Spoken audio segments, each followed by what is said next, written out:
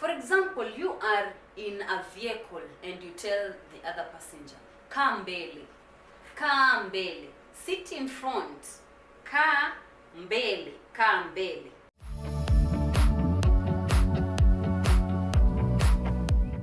Hujambo, karibu tena katika ufalme wa Kiswahili, Swahili Kingdom. Kama jamii tunasaidiana kukikuza na kukiimarisha Kiswahili chetu, kwa sababu tunaamini experts wa once beginners.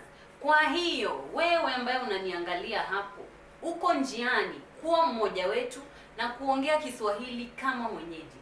Na kusihi tafadhali subscribe hapo chini, bonyeza hicho kidude ambacho kimeandikwa subscribe, like, jiunge pamoja nasi ili uweze kuongea Kiswahili kama mwenyeji kutumia channel ya Swahili Kingdom.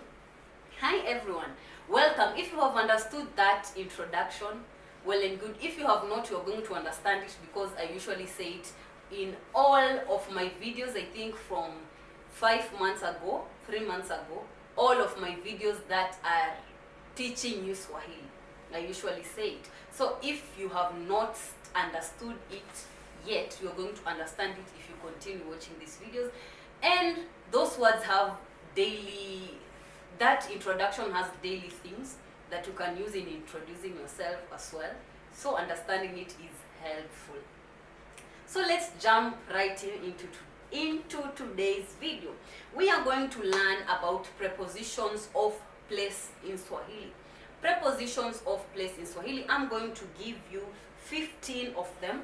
15 prepositions of place. Each preposition is going to have a sentence or a Swahili sentence example for you to remember it, because I know when you have a sentence, you are going to remember it much more easier, much faster than when you don't have.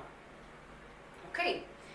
My name is Connie, by the way. I speak 6 languages and I'm teaching you Swahili because Swahili is my native language.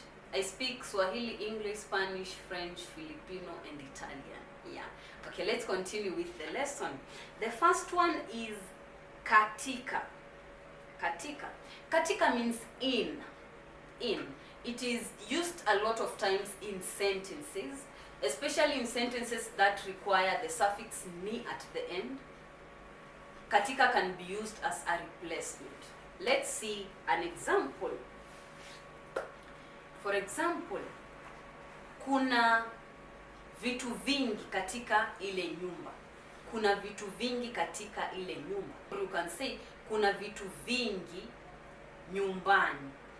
Kuna vitu nyingi nyumbani. Okay, so you see, if you remove ni at the end and you are saying katika, ile will be used. But if you are using with ni, ile cannot be used. Kuna vitu vingi katika ile nyumba. You cannot say kuna vitu vingi katika ile nyumbani. You can say kuna vitu vingi nyumbani. Okay? So kuna vitu vingi katika ile nyumba is the sentence. Kuna vitu nyingi, vingi, vitu vingi. Kuna vitu vingi katika ile nyumba. The second one is juu. Juu is on or above. Juu is on or above. For example, someone tells you, Angalia juu. Angalia juu. That one means look up above. Angalia juu. Let's go to the opposite one, which is chini. Chini. And again, someone tells you, tazama chini. Tazama chini. Tazama chini means look above. There is this discussion between language learners. What is the difference between Angalia and Tazama? I have a short here on YouTube which talks about Angalia, Tazama, Ona. It talks about all of those things. But now, just to know right away, what's the difference between Angalia and Tazama? Angalia is to look. For example, nina kuangalia, I'm looking at you. Ninaangalia, I am looking. Angalia. When you go to tazama, it means watch. For example, ninatazama TV or television. Ninatazama television. Ninatazama kipindi katika television. That one is a little bit long, but you can still say ninatazama television. I'm watching TV. So that is the difference between Angalia and Tazama. You are good?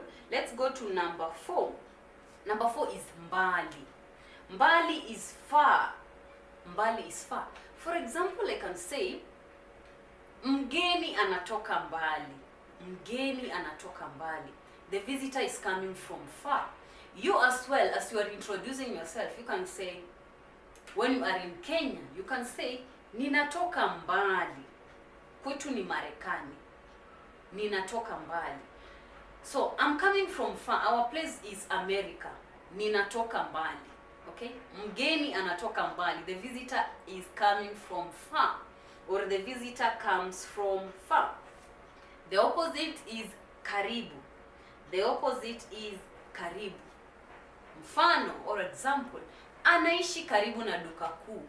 Anaishi karibu na duka kuu. Duka kuu is simply a supermarket. Duka kuu, a supermarket. Anaishi karibu na duka kuu. She lives near the supermarket. Anaishi karibu na duka kuu. Let's go to the next one, which is Kaati. Kaati is between. Kaati is between. Okay? Between. For example, kwa mfano, wana shida kati yao wenyewe. Wana shida kati yao wenyewe. Wana shida kati yao wenyewe. They have a problem between themselves. They have a problem between themselves. Wana shida kati yao wenyewe. Let's go to the next one, which is mbele. Mbele. For example, you are in a vehicle and you tell the other passenger, kaa mbele. Kaa mbele. Sit in front. Kaa mbele. Kaa mbele. Kaa mbele. Sit in front, or it can also mean forward. If you say songa mbele, songa is to move.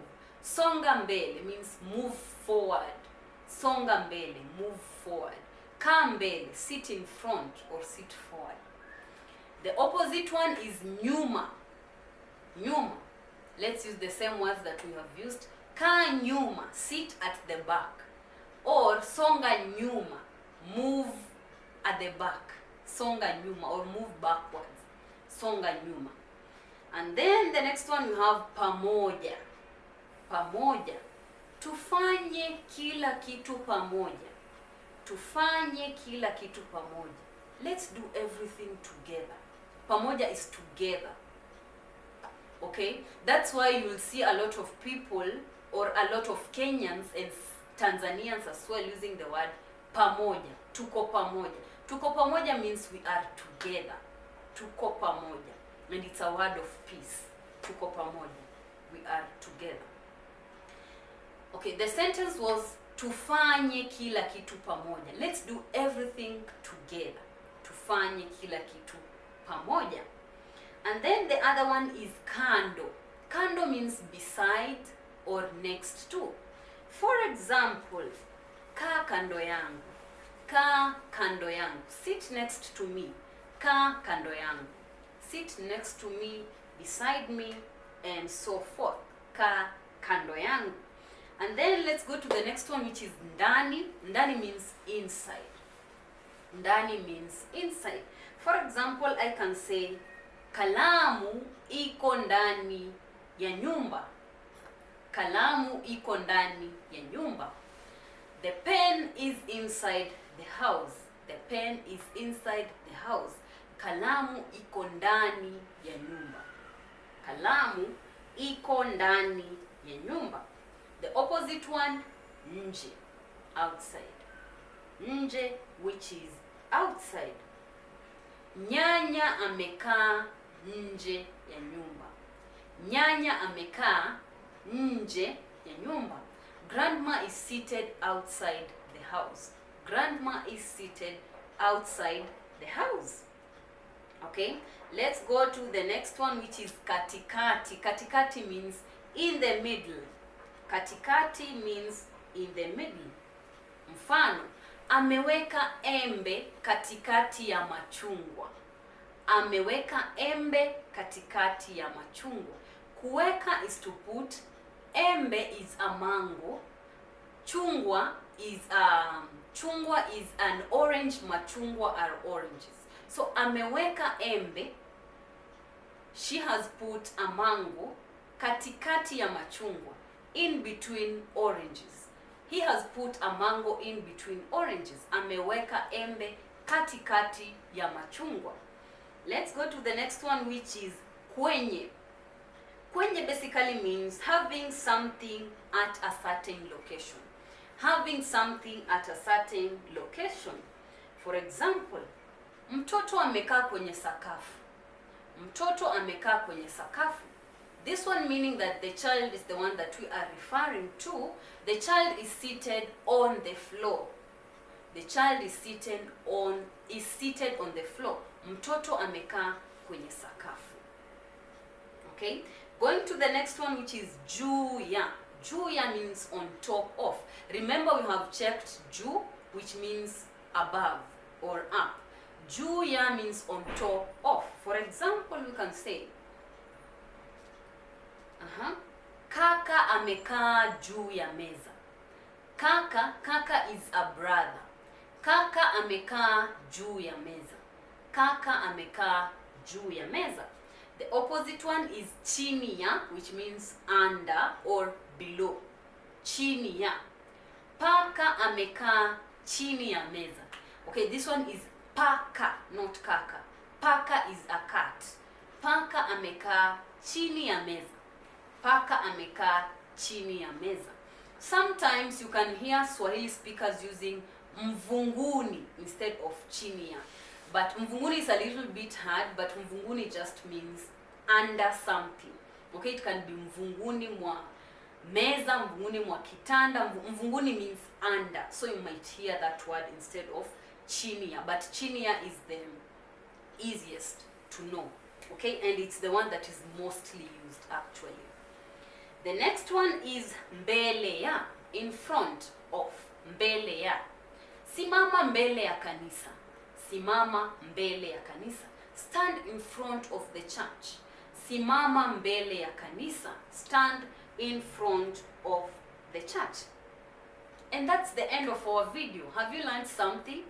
Thank you so much guys for joining and listening to this video. If you want to support me financially, you can buy me a coffee. The link is down in the description box below. Make sure you like, subscribe, share this video with your friend who is learning Swahili, and maybe you would want him or her to learn these words if you see them as important and if you have enjoyed this video. I'll see you in the next video. Kwaheri.